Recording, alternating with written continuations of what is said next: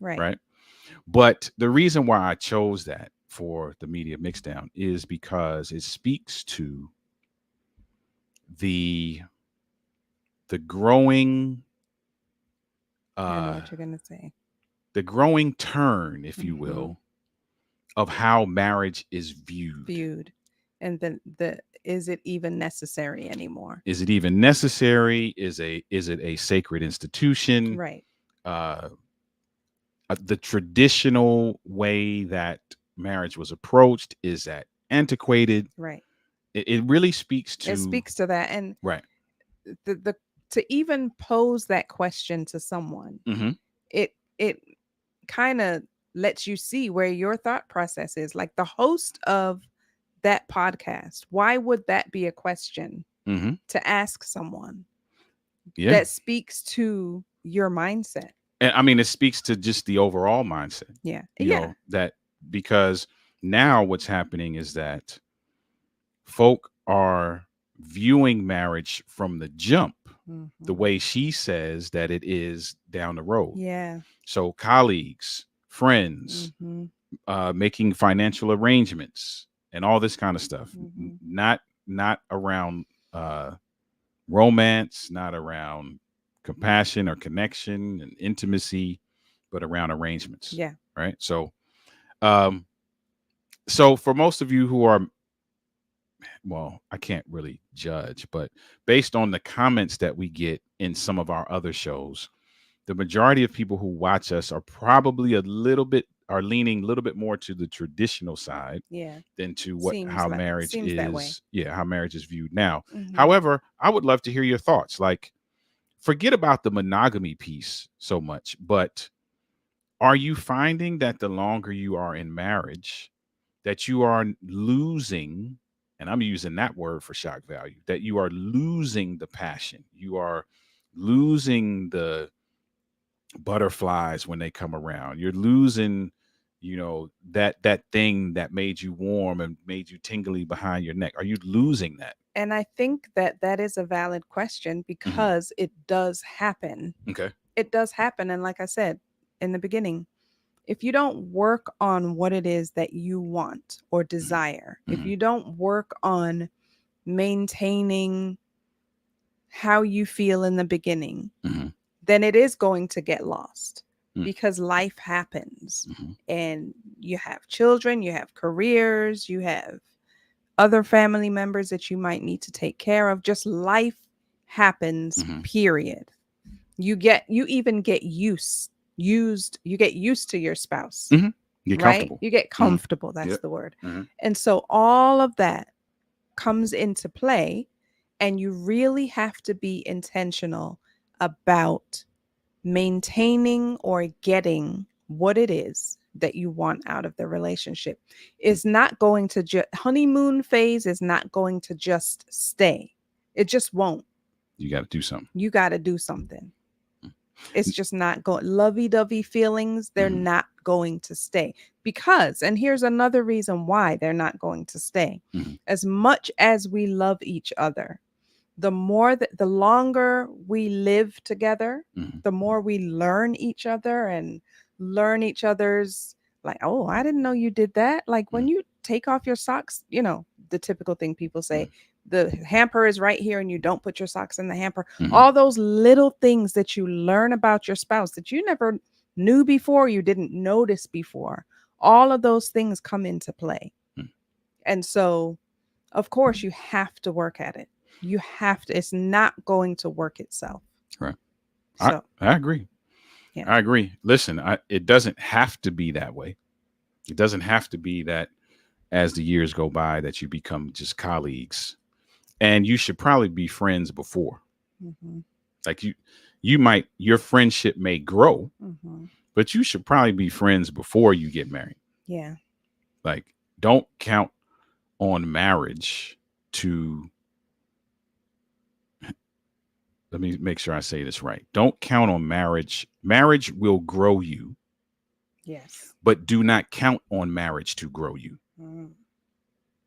Like, let that sink in for a second. Like, I know that it may not sound like it makes sense, but marriage is going to grow you, just period. If you stay married for a long time, it's going to grow you. It's going to Yeah. take you in places that you didn't know you were going, right? But don't Mhm. count on marriage to do that, because if you count on marriage to do that, you're going to get in to marriage in kind of an irresponsible way. Mm. And you're also going to be, if I get into marriage looking for it to grow me, then I'm going to be putting some undue expectation on you Mhm. to help facilitate that. Yeah. And Yep. what if you getting into it for the same reason? Exactly. Now we ain't going nowhere. Yeah. So you should probably be friends before you get married, and just understand that the lovey-dovey, the butterflies, the heart skips a beat, all of the storybook phrases and rom-com and movie phrases that you hear, you can still experience all of that. But it doesn't just happen. Doesn't just It happen. doesn't just stay. I just Right. really want to stress that. You got to work. You got to work. You You got got to to work. work. Yeah. So that's the media mix down. Listen, I put that in there for shock value. We believe that monogamy is still important, Of course. because again, going back to another show that we had, I ain't I don't want more than one of her.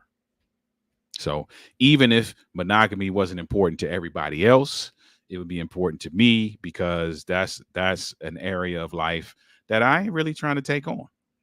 So I'm gonna try to keep all the butterflies and all the good stuff and all of that right here.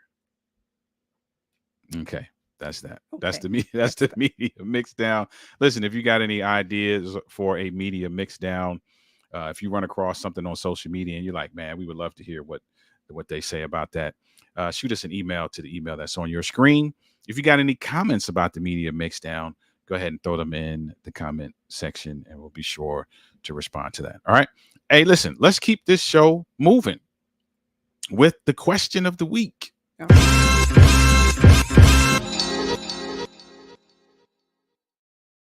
Okay. This is an interesting one.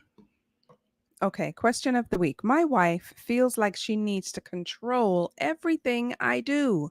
I don't want to pull the head card, but I want her to understand and respect my role. What should I do? Hmm. Can I get you as a woman to answer that first before I say what I'm going to say? It's an interesting one. It is an interesting one. Yeah, I mean, just you gotta, I don't know. You gotta just, you will have to remind her of, you might have to pull the head card, I guess. Yeah. So I wanted her to say it first before I said it.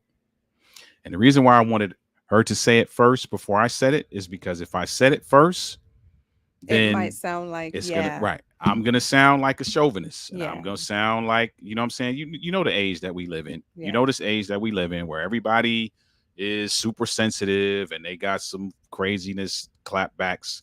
You know what I'm saying? So that's why I wanted you to say it first. So here's the deal. And I'm not gonna mix any words with what I'm about to say. Listen, one, you're a team. hmm, So no one person should be controlling everything. yeah, And no one person should be controlling the other person, mhm, because you're a team. This is not a dictatorship. It's not anything like that where things can be one-sided and work. This is a team. So you should be doing things with the team concept in mind. Now, let's be clear about this. There is a hierarchy. mm, Period. You want to fight somebody, fight amongst yourselves, because I'm not even going to get in that fight with you, because I'm telling you there's a hierarchy, right? God is at the head, the husband, the wife, the children, and anybody else that comes after that. Right? Now, here's what that does not mean.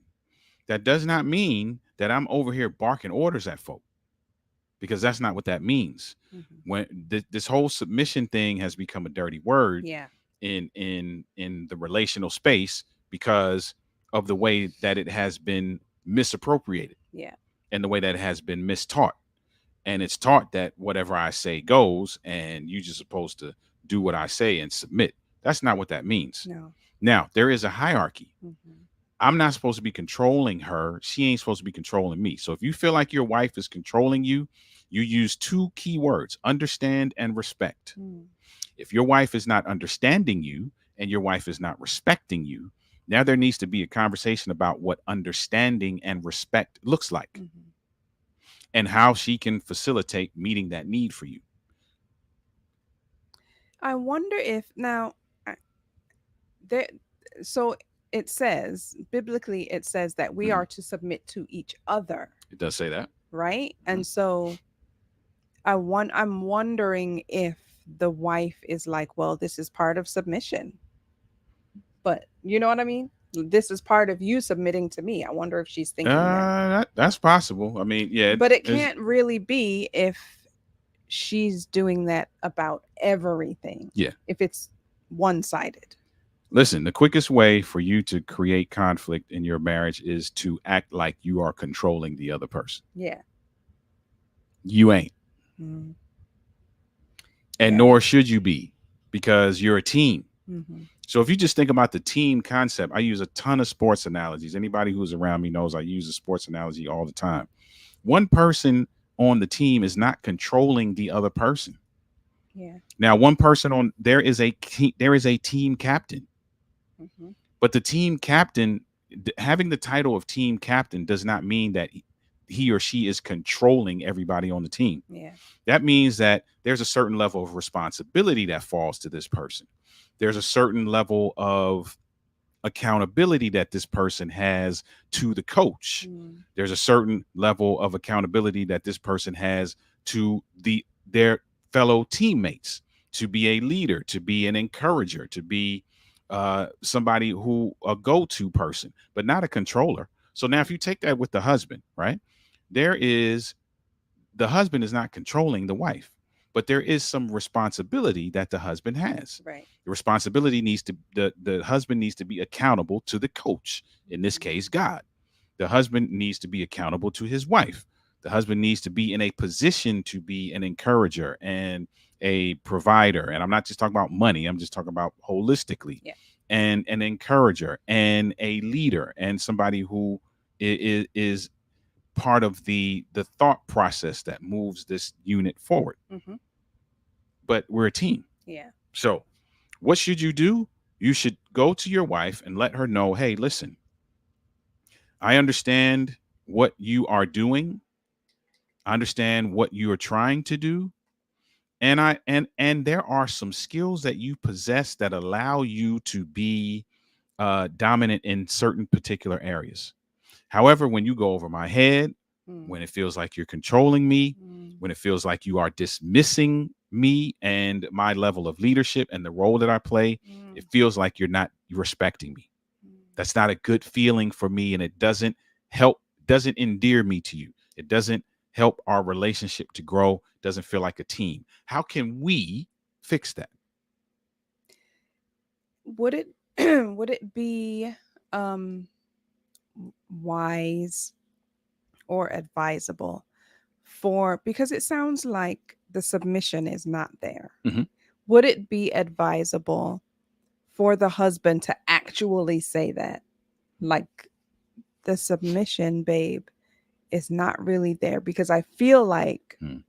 as a wife, the wife might be like, what you mean submit? Da, da, you Mhm. know. Yeah. So I wonder if at this time the actual word of submission would even be advisable to say.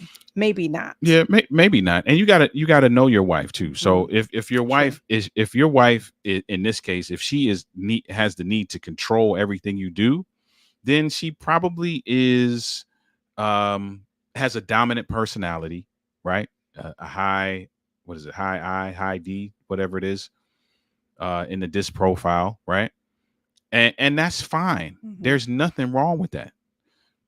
Now the question becomes, how do you take those strengths and utilize those strengths within the hierarchy?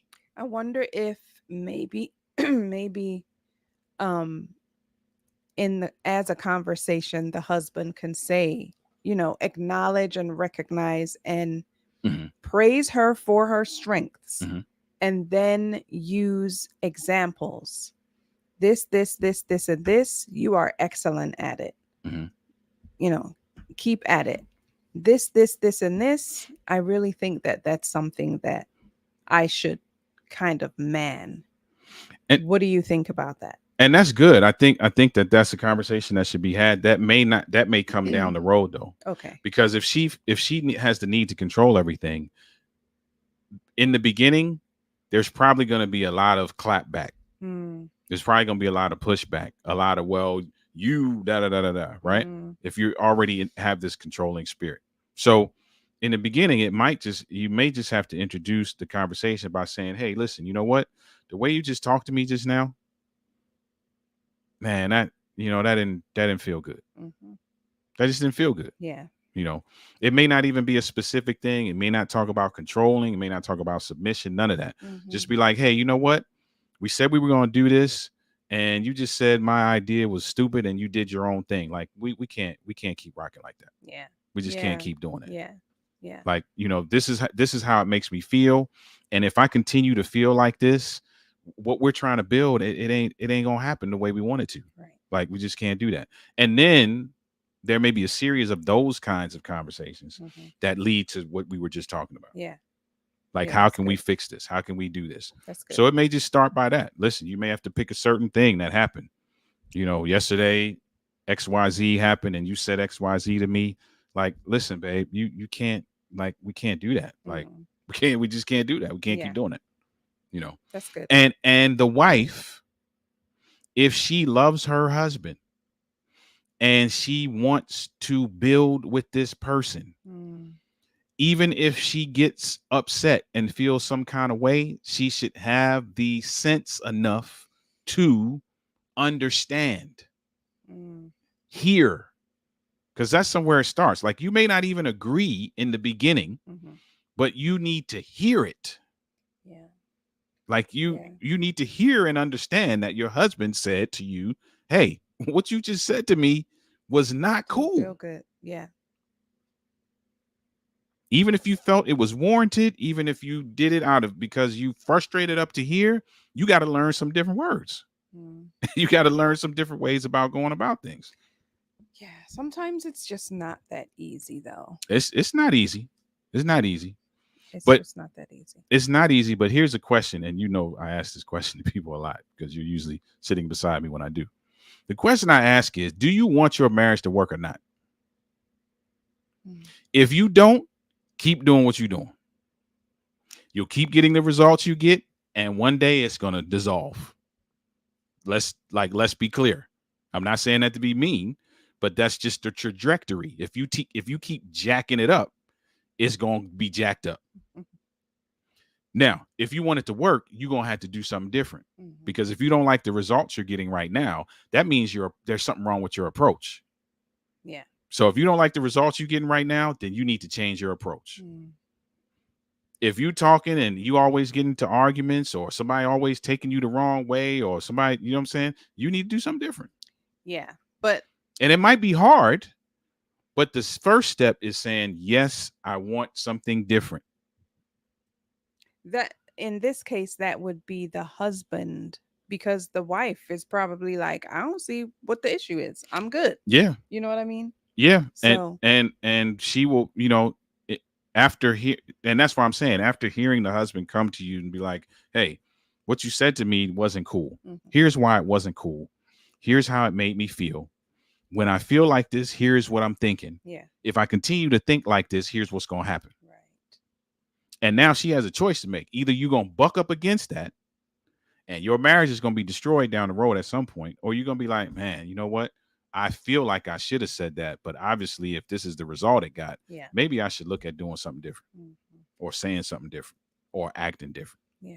So that's really what it boils down. I hate to make it seem so cut and dry, because there is some work you have to do after that. Like, you got to relearn how to do things, and you got to be open to taking criticism, and you got to be open to suggestions. But in the beginning, you really just got to make a decision. Either you want this to work or you don't. This right here ain't working. Mm. So what you gonna do? Yeah, I think too it has to start with each of you, because you both are thinking differently, obviously. So each of you have to go to the Holy Spirit and be like, this is not working clearly. My husband feels this kind of way. I feel like this is how it is. But Mm-hmm. Holy Spirit, Mm-hmm. let me know. I, we got to do this right. So I think individually and as a couple, they need to pray about it. Yeah. They need to pray about it And this is the last thing I'll say. for direction. Right. And let me give you the other side of the coin. So for the wives out there who's like, man, he just jumping down the wife's throat. Let me give you the other side of the coin, right? The other side of the coin is the husband also has a responsibility to look at how he responds when this happens, Mm, to look at the words that he says. How does he address her when this happens? mm-hmm. Because you can either throw water on a fire or you can throw gasoline on a fire. Yeah. They have two very different outcomes. Right. So if she's trying to control you and you cursing at her and you yelling at her and you reckless with her, then you can't go to her and be like, you got to stop doing what you doing, Mm-hmm. because you got to stop doing what you doing. Mm-hmm. So that's the other side. There's two That's the sides other side. to all of it, right? And there's adjustments that both of you will have to make Yeah. in order for this thing to work. Yeah. But be clear, there's a hierarchy. Mm. And if you don't want to adhere to the hierarchy, you should not get married. Okay. Wow. Come on, babe. What do I you just need to say? pause so everybody could let that sink in. It's okay if you don't want to adhere to the hierarchy, but don't get married. There you have it. That is the question of the week, ladies and gentlemen. If you want to add your 2 cents to the question of the week, go ahead and put your comments in there. If you have a question you want to send to us that you want us to give our 2 cents to, you can email the email that is on your screen. All right. Next up, and we moving, man. We're going to be done soon. Next up is the Marriage Minute.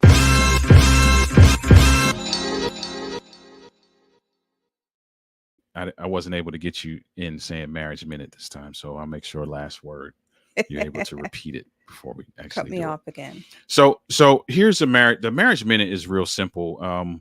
There was a question that was asked in the show description, and that question was, what is one thing that people sell? I can't remember how I did it, but basically the question is, what is one thing that people seldom do in conflict? Something like that, right? What's the one thing people seldom do when conflict arises or when conflicts arise? What's the one thing that people seldom do? When Now, conflicts arise? yeah, Okay. when you're in conflict, like when conflicts come up and you're in the midst of conflict, there is something that many people seldom do in conflict. Here's what it is. And you can attest to this because this is coming straight out of our client playbook. One thing that we see that people very seldom do in conflict is actually point the finger to themselves Mm-hmm. and say, okay, what did I say Mm. that might have caused this? Yeah. What did I do that may have caused this? How did I react that I may have caused this? How did I act that may have caused this? What's my contribution to this? What's my responsibility in this? Mm. Very seldom do we see people do that in the midst of conflict. It's always finger pointing. Well, you said such Right. and such, and then I. Well, Mhm. you did such and such, and you acted. It's always a you. Now, I know you're about to say something. Let me just say this real quick. Now, what we're not saying is that the other person doesn't have any responsibility. That's Yeah. not what we're saying. Right. What we are saying, though, is very seldom do I, in conflict, say, man, what was my contribution to that? And Mhm. what adjustment could I have made Yeah. that could potentially have helped us avoid this? Yeah. I think the reason why we tend to not look inward is because during a conflict it's usually over something that offended us or hurt us. Mm-hmm. And so if we feel that way, we're not we don't necessarily want to look inward and be like, well, what did I do to cause that? Mm-hmm. What we're usually thinking is, I'm hurt, I'm offended, I'm annoyed, I'm frustrated, whatever it is, and I want you to feel what I feel. Mm-hmm. And so Mm-hmm. because of that, I'm not trying to look inward, Yeah. because then that makes me have to melt down a little bit. I'm not trying to Mm-hmm. do that. I want you to feel what I feel. Yeah. So, Yeah. And I get that. That's the human nature in us. mhm, Quite often, I'm not going to say all the time because nothing is absolute. Quite often in conflict, they're both have contributed, mhm, even in a scenario where I feel like the initial hurt, if you will, came from you. mhm, My response to that helps keep us in conflict. mm, I could respond to you in a way that doesn't take us down the road of arguing, doesn't take, I'm not saying it will take us down the road to resolution, mhm, but it will help mitigate the chances that we're doing a whole lot of back and forth. right. Because if you're rah-rah-rahing at me and I'm not doing that back to you, at some point you're going to get frustrated. Mhm, And that frustration is going to cause you to ask two questions: a question to yourself and potentially a question to me. mhm, A question to me: how come you ain't saying nothing? yeah. A question to yourself: how come he ain't saying nothing? Mhm, Now I have the opportunity now to be like, hey, you know what, babe? The reason why I wasn't coming back at you, like you probably expected me to, is because I don't necessarily want us to do this like this. yeah. I understand where you're coming from. I hear the hurt. I understand my responsibility and role in it. Mhm, Is it something we can talk about right now, or do we need to table it for a second so we can all right. relax for a second Take a and then breath. come back and talk to it? Mhm, Because I want to hear what you got to say. yeah. Like, that's strategic. I was talking to a guy not too long ago, and I was like, bro, we got to be more strategic. Mm, And I was talking about men, but this is for everybody. We got to be more strategic in how we deal with these things. mhm, Like, at some point, you got to look within inside yourself and be like, man, do I really got to curse back at her? yeah. Or can I be like, hey, babe, you know what? I understand why you're upset. And I take accountability for that.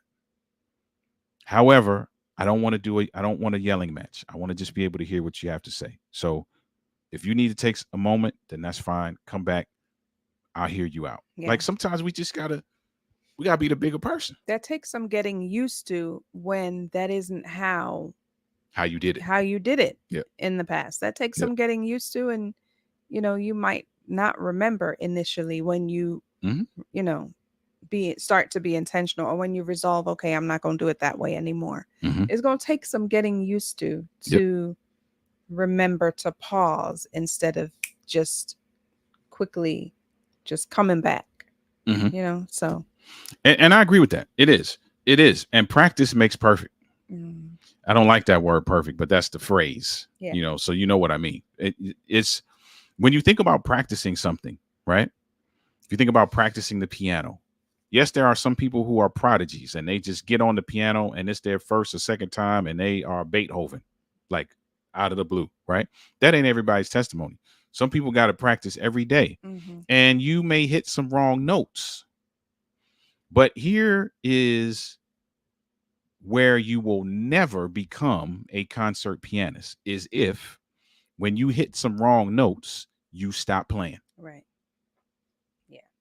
So you may try this in conflict and it don't work. Mm-hmm. If you stop there, expect to get all the results that you're getting right now, Yeah. and don't complain.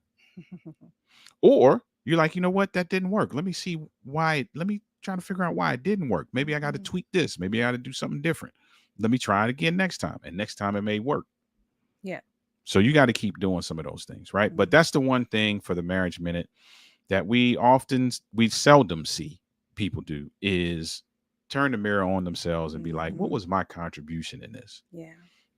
Could I have said it a different way? Could I have used some different body language? Could and I have been a little bit more attentive? Whatever it is. and the thing too is what it's kind of a mm, I was going to say something, I don't know if I should now. Anyway, You should say it. what you said or did might not be wrong, Mm-hmm. but because of the sensitivity of your spouse, Mm-hmm.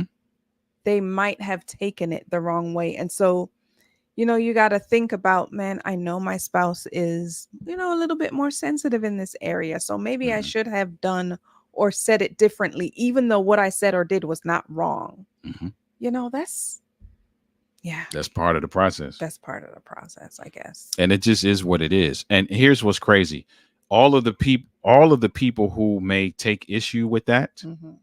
I promise you that if I ask them what they do for a living, that I can point out some standard operating procedure in their area of industry Mm-hmm. that requires them to do that in Mm-hmm. their career. Yeah.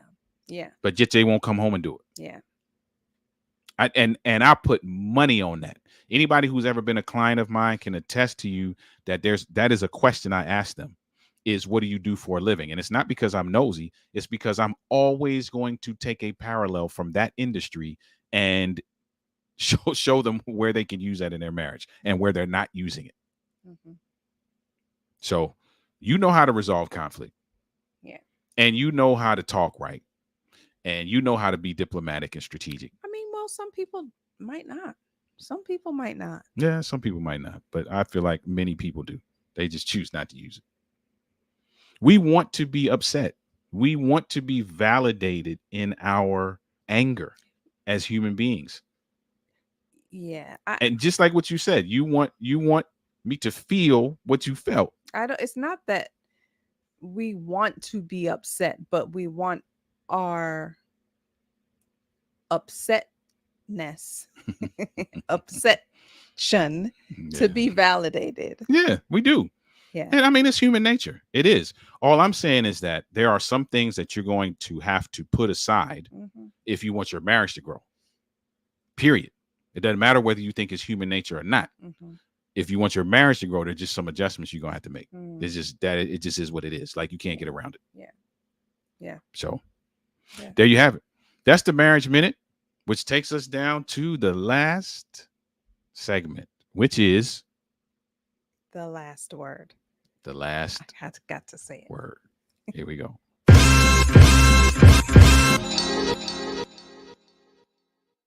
All right. What's the last word? Last word is give grace. I feel like I said this before. Maybe I didn't. But anyway. Maybe you did. I don't know. But I saw it in this book, and I was like, man, that's good. Give grace. Give grace. I mean, I guess if we think about every single day that we are given grace, Mm-hmm. From God, Mm-hmm. we are not human. We're not human. We are not perfect. And so our spouses are not perfect. And so we have to give grace. And for us not to give grace is kind of making us seems like we have I want to say arrogant spirit, but what's the other word? Like a haughty spirit, like I'm better than you type thing. Mm-hmm. When you don't give grace. So give grace. Yes, your spouse might say the wrong thing or might do the wrong thing, might forget to do what they said that they were going to do, might not do it how you thought it should be done, but Mm-hmm. give grace because you don't always do things how your spouse wants you to do things. Right. You don't always say things how your spouse wants you to say things. You don't always remember everything that your spouse wants you to remember. Mm-hmm. Give grace. Give grace. Give grace. Don't hold your spouse up to this high perfection pedestal Mm-hmm. when you can't even get up there yourself. So give grace. Yeah. Give grace. Give grace. Shout out to my brother Dre in the comments. He said, "Oh no, I missed it." Oh, no worries, man. Catch the replay, bro. Thank you for being here. Appreciate that. That's what's up. Yeah, give grace. Listen, give grace. There's not much else to say about that. I will say this though. Giving grace is not synonymous with condoning. And I think often we're a little reluctant to give grace because now I feel like I'm giving you a pass. Same thing with the forgiveness piece. Don't want to Yeah. forgive you because forgiveness means I'm cool with what you did and I'm really not. And that's so far from the truth. Giving grace is an opportunity for you to be like, hey, you know what? Here's what happened. Here was the result of what happened. Here's how the result took us. But despite all that, how do we move forward? Yeah. I didn't even like what happened. Right. You caused what happened even. Mm-hmm. But how are we going to move forward from here? Because I can just point the finger at you forever and ever from here on out, Mm-hmm. or we can move forward from here.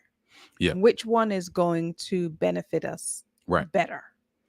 And grace, like forgiveness, is not a standalone gesture. That's the next mistake that we make.